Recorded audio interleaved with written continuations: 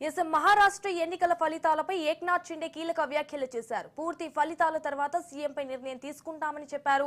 ఫలితాల తర్వాత కూటమి నేతలంతా కలిసి కూర్చొని సీఎం అభ్యర్థిని నిర్ణయిస్తామన్నారు. కూటమి పార్టీల మధ్య ఎలాంటి విభేదాలు లేవని, ఆరోపణలు చేసేవాళ్లు చేస్తూనే ఉంటారన్నారు. కేంద్ర రాష్ట్ర ప్రభుత్వాలు కలిసి మహారాష్ట్ర అభివృద్ధికి కృషి చేస్తారని షిండే తెలిపారు. మహాయుతికి భారీ మెజార్టీ ఇచ్చారని, ఇంతటి విజయం అందించిన మరాఠా ప్రజలకు ఆయన ధన్యవాదాలు తెలిపారు.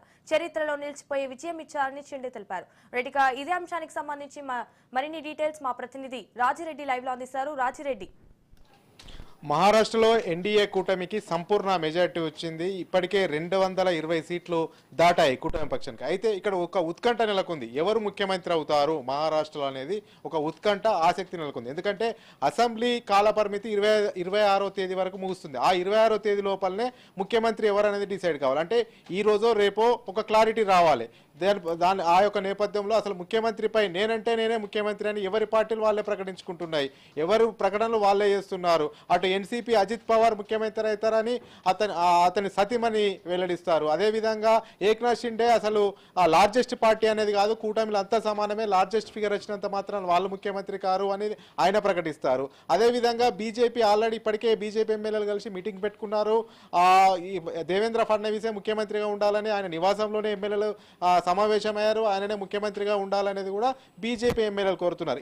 ఇలా మొత్తం మహారాష్ట్రలో చూసుకున్నట్టయితే 3 ముక్కలాట అయిపోయింది. ఏ పార్టీకి ఆ పార్టీ మా వర్గీయులే ఎమ్మెల్యే అవుతారు, మా నేతనే ఎమ్మెల్యే అవుతారు అని ఎవరికి వాళ్ళే చెప్పుకుంటున్నటువంటి పరిస్థితి కనబడుతుంది. అయితే ఎవరిని ముఖ్యమంత్రి చేస్తారు అనేది కూడా సర్వత్రా ఉత్కంఠ నెలకొంది. అయితే ఇక్కడ జరుగుతున్నటువంటి పరిణామాలను బీజేపీ జాతీయ నాయకత్వం నిశితంగా పరిశీలిస్తుంది. అందులో భాగంగానే ఇప్పటికే అజిత్ పవార్ తోని, అదేవిధంగా ఏక్నాథ్ షిండేతోని కేంద్ర హోంశాఖ మంత్రి అమిత్ షా ఫోన్లో కూడా మాట్లాడారు. అదేవిధంగా ఇక్కడ జరుగుతున్నటువంటి పరిణామాలను, తీరుతెన్నులన్నింటినీ కూడా గమనిస్తున్నారు. సాయంత్రం బీజేపీ జాతీయ కార్యాలయంలో ప్రధానమంత్రి నరేంద్ర మోడీ, అమిత్ షా ప్రెస్ మీట్ కూడా నిర్వహించబోతున్నారు. అయితే మహారాష్ట్ర కనీవిని ఎరగని రీతిలో ఎగ్జిట్ పోల్స్ కూడా ఇది కూడా తలకిందులు చేశాయని చెప్పుకోవచ్చు. ఎగ్జిట్ పోల్స్ ఎన్డీఏ ప్రభుత్వం వస్తుందని చెప్పినా కానీ ఇంత భారీ ఆధిక్యం వస్తుందనేది కూడా ఏ ఎగ్జిట్ పోల్ కూడా చెప్పలేకపోయింది. అంటే ప్రజల నాడిని అందిపుచ్చుకోవడంలో ఎగ్జిట్ పోల్స్ మరోసారి వైఫల్యం చెందాయని చెప్పుకోవచ్చు. మొత్తానికి చూసుకున్నట్టయితే ఎవరు ముఖ్యమంత్రి అవుతారనేదే దేశవ్యాప్తంగా మహారాష్ట్ర వైపే అందరు ప్రజలు చూస్తున్నారని చెప్పుకోవచ్చు. అయితే ఇందులో ఈ కూటమిలో 3 పార్టీలు ఉన్నాయి. ఈ 3 పార్టీల్లో బీజేపీకి సింగిల్ లార్జెస్ట్ పార్టీగా వచ్చాయి. 125 సీట్లు బీజేపీకి వచ్చాయి. అదేవిధంగా శివసేన పార్టీకి 56 సీట్లు వచ్చాయి. ఎన్సీపీ అజిత్ పవార్ 39 సీట్లు వచ్చాయి. అయితే ఎవరికి వాళ్ళే ప్రకటించుకుంటున్నారు. మ్యాజిక్ ఫిగర్ ఏమో 145 రావాలి. ఈ 145లో బీజేపీకి సింగిల్ లార్జెస్ట్ పార్టీగా 125 వచ్చినాయి. అయితే ఎవరికి వాళ్ళు ముఖ్యమంత్రి తామే అంటూ ప్రకటించుకుంటున్నారు. మా కూటమి ఎక్కడ కూడా విభేదాలు లేవు, వర్గ విభేదాలు లేవు అంటూనే ఎవరికి వాళ్ళు స్వయంకృత ప్రకటనలు చేసుకుంటున్నారు. ఏ పార్టీకి ఆ పార్టీ కార్యకర్తలు సంబరాలు చేసుకుంటున్నారు. అయితే దీనికి ఎలా తెరపడనుంది, ఎప్పుడు ఈ కూటమి ఎమ్మెల్యేలతో సమావేశం అవుతారు, ఎప్పటిలో ఒక క్లారిటీ వస్తుంది అనేది కూడా ఒక సర్వత్రా ఉత్కంఠ ఉంది. అయితే మనకు అందుతున్న సమాచారం ప్రకారము ఎల్లుండి ఈ యొక్క కూటమి ఎమ్మెల్యేల సమావేశం జరిగేటట్టుంది. ఈ యొక్క కూటమిలోంచి ఎవరిని ముఖ్యమంత్రి ఎన్నుకోవాలని ఎమ్మెల్యేల అభిప్రాయం తీసుకుంటారు.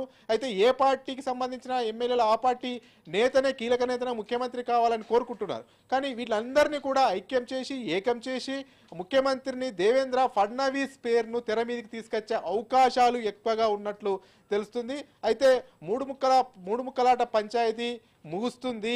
ఎలాంటి వర్గ విభేదాలు లేవు. కూటమి నేతలంతా ఐక్యంగానే ఉంటారు, ఒక తాటిపైకి వస్తారు, ముఖ్యమంత్రిని ఎన్నుకుంటారు. మహారాష్ట్రలో దేశంలోనే మంచి అభివృద్ధి చేసే రాష్ట్రంగా ముందుకు తీసుకెళ్తామనేది కూడా కూటమి నేతలు చెప్తున్నటువంటి పరిస్థితి. అయితే మొత్తానికి మహారాష్ట్ర ఫలితాలు ఈ రకంగా వస్తాయని కూడా ఎవరు ఊహించలేదు. ఎగ్జిట్ పోల్స్ ఇచ్చినా కానీ బోటాబోటీ మెజార్టీలో ఎన్డీఏ కూటమి బయటపడతాయని చెప్పింది. అయితే ఇప్పుడు మనం చూసుకున్నట్టయితే ఈ ఫలితాలను చూసుకున్నట్టయితే 50% పైచిలుకు ఓట్లు ఎన్డీఏకే వచ్చినాయి. అంటే 50% పైచిలుకు ఓట్లు రావడం అనేది మామూలు విషయం కాదు. కాంగ్రెస్ అయితే మరి దారుణంగా అయిపోయింది, 60 సీట్ల లోపలనే ప్యాక్ అయిపోయింది. ఈ యొక్క నేపథ్యంలో దేశవ్యాప్తంగా ఈ మహారాష్ట్ర ఫలితాలపైన ప్రభావం చూపే అవకాశాలు ఉన్నాయని కూడా రాజకీయ విశ్లేషకులు భావిస్తున్నారు. మొత్తానికి 1-2 రోజుల్లో మహారాష్ట్రలో ముఖ్యమంత్రి ఎవరు అవుతారు అనేది కానీ ఒక ఉత్కంఠకు తెరపడే అవకాశం ఉంది.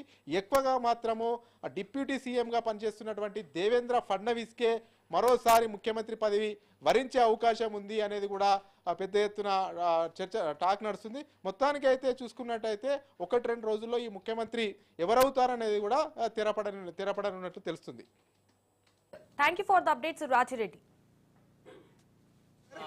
डोका आपण खाली खाली वाक जरा अरे तिथे डोके फ्रेम मध्ये डोका दिसत पीटीआय दादा इकडे